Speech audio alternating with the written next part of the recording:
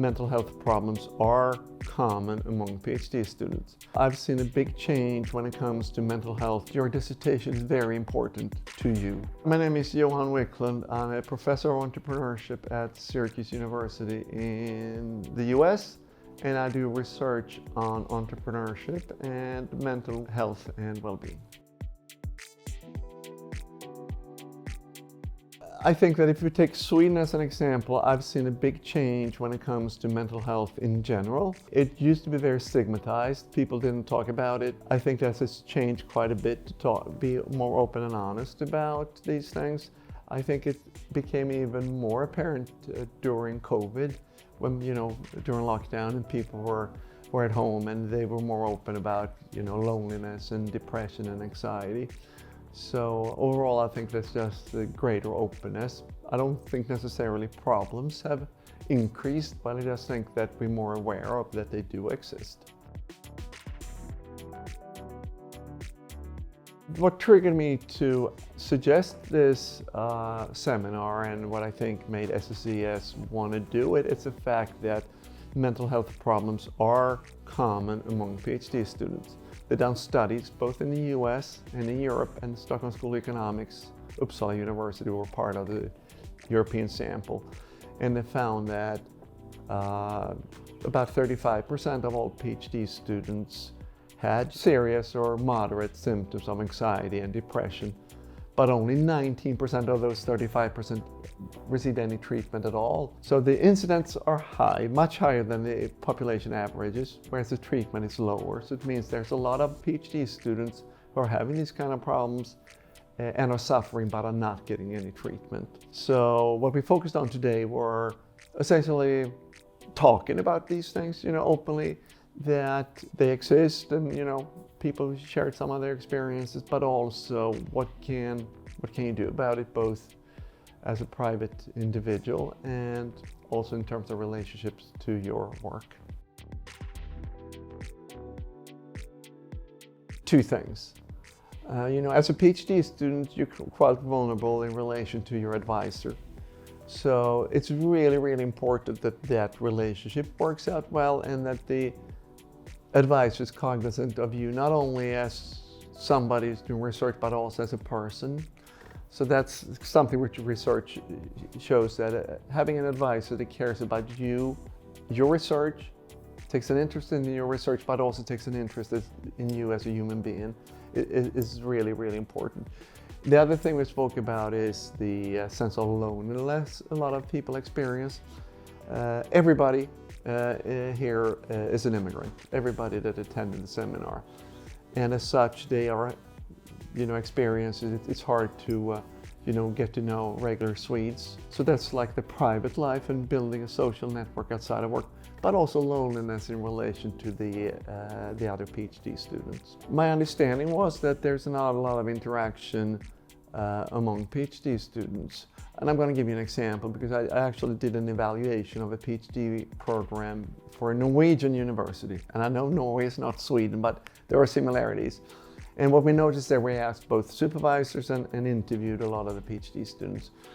And we noticed that they had similar issues about loneliness. And one of the things we suggested was to start a PhD student organization that would put on activities. And I was there in August, about, 2.5, 3 years later, and I was very happy that they had started the organization. It put on activities, and the activities were appreciated by the PhD students. So my advice would be to do something similar here, that at the participating institutions, whether that's the Royal Institute or the Stockholm School of Economics or whichever institution we're talking about. So I think more can be done in terms of building those peer networks. It's really important to understand that your dissertation is very important to you. It's not equally important to your advisor. And I think that there's something strange about the relationship, because in a way it's a little bit like your advisor is like your boss, but at the same time it's your project, so you have to manage your project. So for your dissertation project, it's like you're the boss. So I think you have to change your frame of mind. So what I spoke about and strongly believe in is that you need to manage your committee. whether that's an advisor or a whole committee, you are like the manager of that committee, and you need to apply your knowledge about project management. Because a PhD is a 3, 4, 5 year project with very few milestones along the way, and also very few checks and balances. So it's very hard to know, or am I doing well?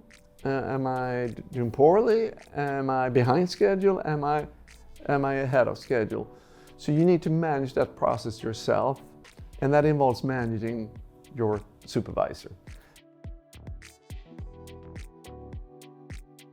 To be an effective scholar, you need to be a well-functioning human being. It's a bit like, if you want to be creative, if you want to be productive, you need to look after yourself both mentally and physically. And by the way, I don't think I think that's the same thing. The mind and the body is really the same thing. So if you take care of yourself, you will be more successful. There's plenty of evidence showing that that's the case, in many walks of life. So there are two areas of research that you look at, and the first one is research about self-care. So we know there are positive and negative healthcare behaviors. Do the things that's good for your well-being, avoid the ones that are bad. And the other thing is work-life balance. Organization behavior scholars have done research in this area for 50 years at least. So read that research and apply it. And I have a very simple rule I tell all my PhD students myself. I say, you're not allowed to work more than 6 hours per week, and you have to take one day completely off work. And I think that's just a very fundamental aspect of self-care. It's very autonomous work, so there's nobody there to tell you what to do. A lot of PhD students here at the seminar and in general are immigrants, and many come to whatever country to do their PhD. And I think they get cultured into both positive and negative behaviors. And among those negative behaviors is this kind of macho idea that you should work 20 hours per day or whatever, and sleep very few hours. And of course, that's not good if you're supposed to do creative work. So I think people are kind of cultured into that behavior, but certainly not forced. I mean, as a PhD student, you plan your own time. I know that was one person who said that I would cite this on, I think she said I would cite this in my dissertation. So there was just it's a kind of a funny thing. It's a piece of advice I received when I was a PhD student. Fix the seat of your body to the seat of your chair. It essentially just means you need to sit down on your ass and write in order to be productive. I was talking about, the importance of having a daily routine, and how if you look at successful people over the years, in other creative professions, we know that they very often have a strict routine, and very often, even if they could work at home, they go away to some studio or some office, and they work their hours every day, and they don't leave until they've written 3 or 4 pages, or depending on what kind of profession they have. So I was talking about the fact that they are scholars, and there's research about so many things that they can actually apply to their own work. Like I said, what do these highly productive creative people have in common? And we know pretty well what they are. And like I said, work-life balance, what does research tell us about that? Self-care, what does research tell us about that? So there's a lot of resources available. So I guess you asked what are my 3 advice. I would say the first one is to look at research in relevant areas, and there's a lot out there. Implement self-care, implement this advice in terms of work-life balance. Have be very clear with your advisor in terms of explicating the expectations for both parties. Like I said, you need to be the manager of your own dissertation project. You need to have clearly set goals and timelines and so forth. And that's something you need to explicate with your advisor. And you need to do it rather than they. We had a representative for human resource management from Stockholm School of Economics here. And she was talking about more generally that there are resources available and that she also has noticed that people who need them don't really use them, and they feel that they have a hard time reaching out. 2 pieces of advice. One goes to looking after your peers. I think it's easier to notice these things in others than in yourself. So essentially, if you're a PhD student, be aware of that these problems do exist, and try to be cognizant of if you have peers that show them.